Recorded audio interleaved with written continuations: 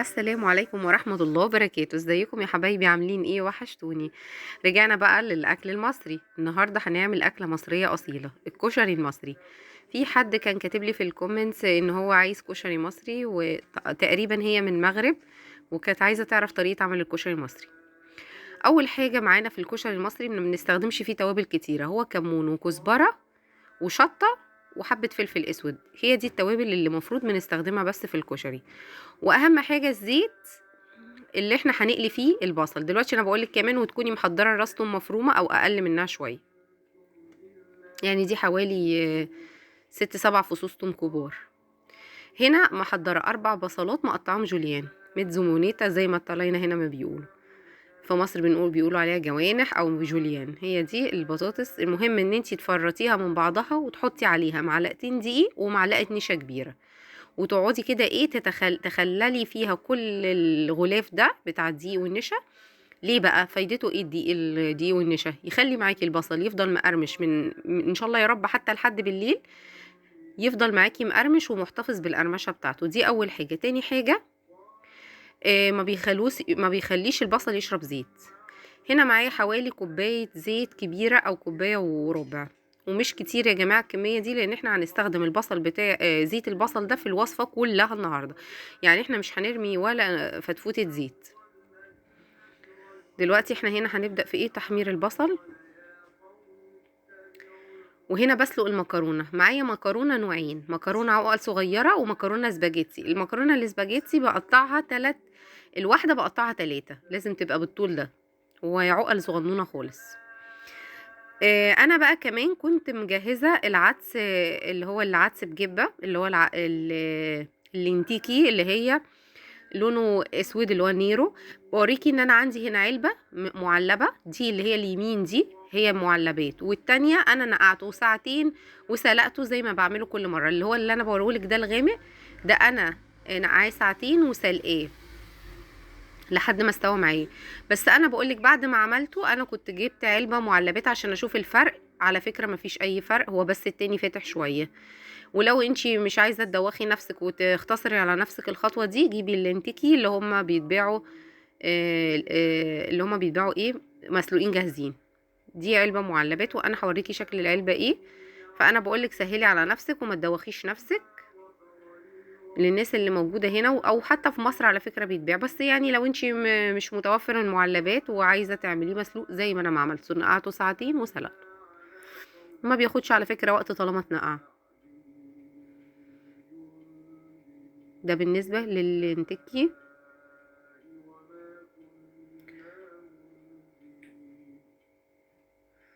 بيبقى مكتوب عليه لينتيكي للساتو، اللي هو مسلوق يعني.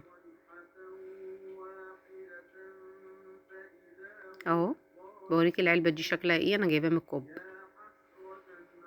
هو ده الفاتح، مش فارق، هو بس اللون فاتح شوية. بس عامة انا لما جيت استخدمت النهاردة استخدمت اللي انا سلقاه، وهتشوفوا حتى في الاخر الفيديو. ده بالنسبة للينتيكي. كمان يكون معاكي تشيتشي. هنا التشيتشي موجود على فكرة طبعا، وانا وريته لكم المرة اللي فاتت لما جيت عملت بيه وصفة التشيتشي اللي هي السلطة، كان جنب الباستا كون الكوتزا، كنت عملته في الوصفة دي. التشيتشي موجود في كل السوبر ماركات هنا، وبيبقى مسلوق جاهز. لو في مصر مش موجود تجيبي الحمص الشام وتسلقيه، تنقعيه برضو ساعتين وبعدين تسلقيه، بس تنقعيه في ميه سخنه عشان يستوي معاكي اسرع. هنا بوريكي البصل. بقولك بصي اللون البصل. انا مزودت بصل، عامله 4 بصلات. ليه؟ علشان احنا البصل بنحبه، وبعدين احنا بنزوده فوق الطبق بعد ما يكون اكلنا على الوش، بناخد تاني. وده اسمه الورد. لما تروحي مصر ان شاء الله وتقولي لهم انا عايزه طبق كشري، تقولي له كتر الورد، يعني كتر البصل.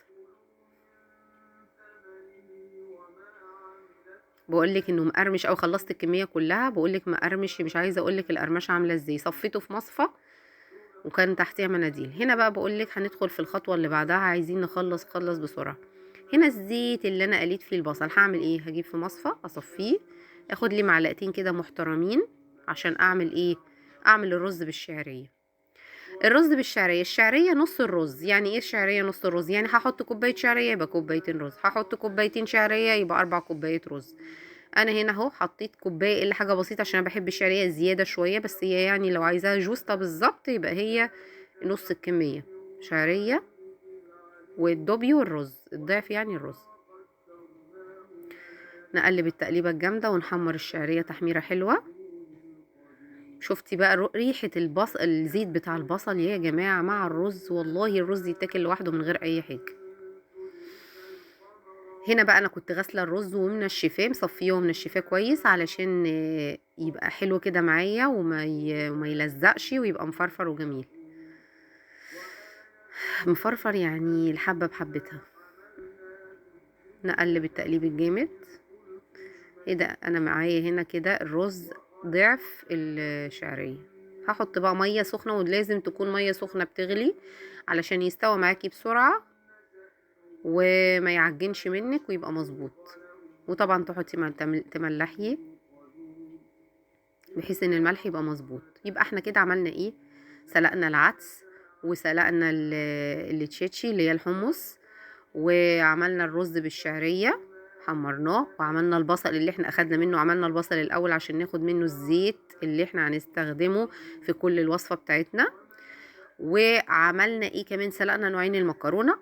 المكرونه اللي انا سلقتها حطيت عليها مغرفه كبيره، اللي هي مش المغرفه بتاعه الشوربه، المغرفه الصغننه، يعني حوالي 3 معالق زيت من اللي هو ميه، من زيت ايه؟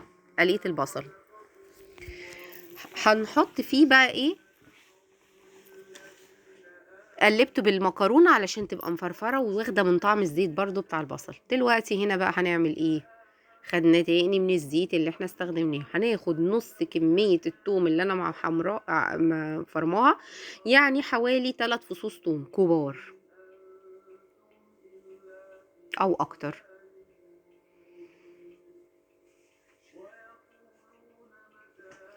نشوحهم. انا مش عايزه التوم يا جماعه يتحمر، انا قلت انا عايزه بس التوم يلف مع الزيت واشم له الريحه. اول ما اشم الريحه ابوستو كوزي يبقى كده مظبوط. هنزل بقى عليه بايه؟ دلوقتي انا بقول لك هنا بصي، قلبته مع الزيت. انا مش عايزاله لون ولا يتغير لون ولا اي حاجه ولا يغلي ولا اي حاجه، لا، هو بس عشان كان الزيت بارد فما تحسيش ان الوقت طويل. لو الزيت سخن لسه طالع سخن كان بصي انا بقولك اول ما عملت فقاقيع صغننه كده خلاص. هنزل بقى على طول بايه كده؟ ابوستو. هنزل بقى على طول بايه؟ بنص كوبايه خل. وانا هنا بعمل الدقه الجامده بتاعتنا. نزلت بنص كوبايه خل، نص كوبايه خل عليها كوبايه ميه. يبقى نص كوبايه الخل تاخد قد ايه ميه؟ كوبايه ميه.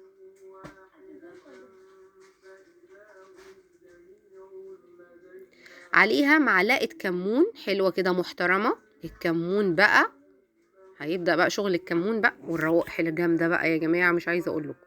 ومعلقة الكزبرة الجامدة. يبقى انا عندي معلقة الكمون، معلقة الكزبرة، وكنت حمرت التوم، نص كوباية خل، كوباية مية. هحط عليهم على طول بقى ايه؟ الملح. املح التمليحة الجامدة بتاعتنا، ورشة فلفل اسود بس صغننة.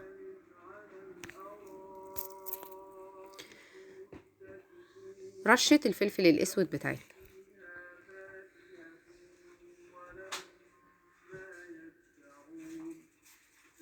اقلب. انا بقولك انا مش عايزاه هنا بس يغلي غلوه خلاص. انا كان هنا اتغلى معايا وشيلته حطيته في الازازه اللي انا هستخدمها. هنا معايا معلقه ايه؟ معلقه زيت تاني من زيت البصل اللي احنا حمرنا فيه البصل. انا بحفظكم يا جماعه الخطوات، هي بس كذا خطوه بس، والله والله والله يستاهل ان هو يتعمل في كذا خطوه وفي كذا حله وفي كذا حاجه، مش مشكله. في الاخر هتاكلي اجمد طبق كشري اكلتيه في حياتك. انزل معانا هنا بايه؟ بالثوم.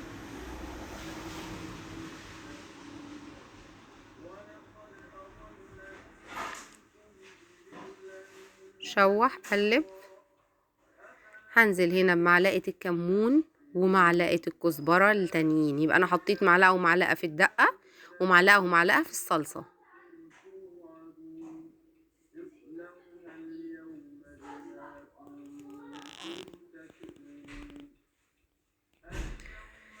انا ليه حطيت التوابل مع التوم؟ عشان اشم ريحة التوابل مع الزيت، وانا عايزة التوابل تاخد من طعم التوم والزيت تدي بقى طعم جامد قوي مع الصلصة. هنا بقى انزل بصلصة الطماطم، وانا قلت لكم طبعا انا بستخدم الازايز. لو في مصر طبعا مفيش الازايز دي، هتعملي حاجة بسيطة خالص، هتنزلي بمعلقة صلصة من الصلصة اللي هي في البرطمانات دي، معلقة كبيرة، وتكوني ضاربة الطماطم بعد ما الصلصة تتشوح مع الثوم والكمون والكزبرة، تنزلي بالطماطم المضروبة عادي، تغلي مع بعض وتستوي كويس، وخلاص على كده. هحط الملح واحط رشة فلفل اسود، يبقى انا حطيت التوابل بتاعتي زي ما هي. الثوم نفس اللي انا استخدمته في الدقة، ثوم وكمون وكزبرة وفلفل اسود والملح، دي الحاجة اللي انا ايه. والدقة حطيت فيها خل ومية، وهنا الصلصة. بوريكي هنا بقولك الرز، بصي فلفل معايا ازاي. تتسبك بقى معايا الطماطم دي. بصي هنا انا بقولك هنا كده خلاص الريحة يا جماعة قلبت البيت. كشري كشري، يعني كأنك رايحة عند اكبر مطعم كشري، والله بكل التركات وكل الحاجات اللي بيحطوها في اكبر المطاعم بتاعة الكشري في مصر. انا قلت جبتلك الخلاصة. ناخد بقى كمية صلصة معقولة، ليه؟ عشان دي انا هحط فيها بقى ايه، الشطة الحامية بقى. هنا في ناس بتعمل الشطة ازاي، بتشوح الزيت، بتاخد من زيت البصل برضو وتشوحه جامد مع الشطة، وتخلي ريحة الشطة. بس يا جماعة الريحة بتبقى صعبة، وانا ما بقدرش استحمل ريحة الشطة المتحمرة دي في الزيت، لان انا كمان عندي حساسية في مناخيري. فالناس اللي عايزة تعملها زي بتاعة المطاعم بالظبط، وتبقى يعني الشطة دنسة وقوية وحامية قوي، هتحمري المعلقتين الشطة الكبار مع الزيت، وتنزلي بالطماطم ايه اللي انتي سبكتيها، وحبه من ميه الدقه اللي انا هحطها دلوقتي. بصي انا بقولك انا هاخد هنا الدقه اللي انا عملتها يا جماعه، الدقه مش ممكن والله. بصي قاعده في مطعم كشري. هحط هنا حوالي 3 معالق كده حلوين من ميه الدقه اللي انا عملتها، ودي بقى اجمد شطه ممكن تاكليها في حياتك جنب طبق الكشري، وتزودي زي ما انت عايزه. طبق الدقه يا جماعه للناس اللي مش في مصر، الدقه اللي هي الخل والثوم والكلام ده، والشطه اللي انا عملتها بالصلصه دي بقى اختياري. يعني ايه؟ يعني بتزودي منها على طبقك على قد ما تقدري، يعني ما بتتحطش في رصة الطبق دي بقى، انت بتحطي على طبقك وانت بتاكلي. بس طبعا الخل اساسي، اللي هي الخل والدقه ده اللي هو الدقه اساسي، لكن الشطه مش اساسي. هنا انا بقولك الشطه هنا حطيتها على جنب والخل على جنب. يعني ايه؟ يعني كل واحد ياخد في طبقه ويحط الكميه المناسبه من الخل والشطه اللي ايه اللي يحبها. لكن الصلصه العاديه انا حطيتها في رصه الكشري. رصه الكشري ازاي؟ رز ومكرونه، الرز الاول بعدين المكرونه، وبعدين الحمص على الحروف والعدس والبصل على الوش، والصلصه كده على الجناب، وتزويق الطبق طبعا ده يرجع لك. وبقول لك بصي الشطه جامده ازاي. لو عجبك بقى الفيديو ما تنسينيش بقى من دعوه حلوه، ومن لايك وشير وسبسكرايب للقناه. واجمد طبق كشري ممكن تاكليه في حياتك بكل تركاته وبكل حركاته. وما ننساش نذكر الله ونصلي على النبي. وبون ابيتي.